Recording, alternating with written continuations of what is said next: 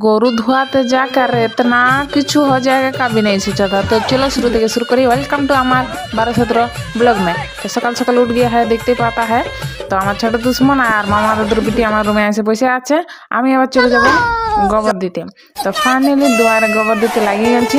দেখতেই পাচ্ছ, আগেই বলেছি যে বিটি আর মাটি যদি একটু সাজায় তো কতই সুন্দর দেখাবে। আগে কেমন দেখাতে ছিল আজকে আর এখন দেখো কেমন।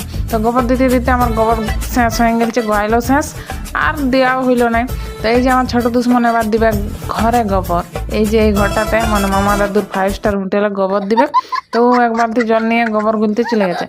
3 মাস ধরে আমার ফ্যান বা ঘরের পাংখা, লাইট, বল, ডুমে যেটুকুন খাইয়েছে সেই খাওয়ার মানে বিলের কাগজ চলে এসেছে, তো বেশি আসে নাই।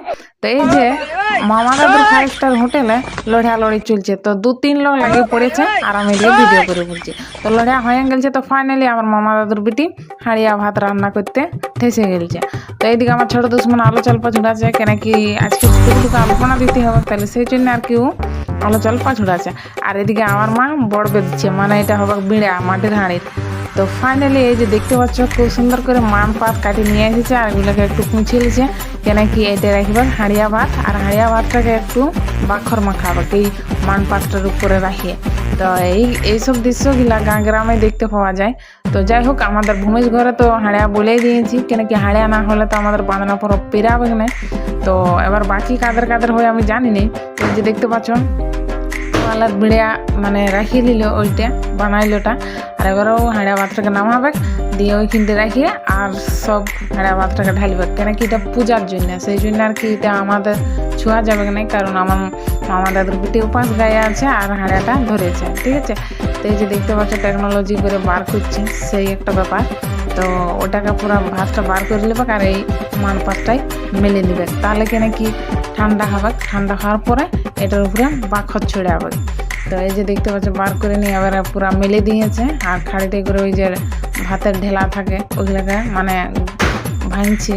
তো ভাঙার পরে এবার বাখর ছড়াতে মানে বাখর শান্তি লাগিয়ে গেছে। তো ওই পুরো বাখরটা একদম মিক্স করে দেবে ভাত গেলে আর হাঁড়িটাই রেখে দেবে। তো ব্যাপার হচ্ছে আর মানে এখন সেই ব্যাপার। তো এই যে দেখতে পাচ্ছ এখন কারণ গরুগুলা ধোয়াতে হবে।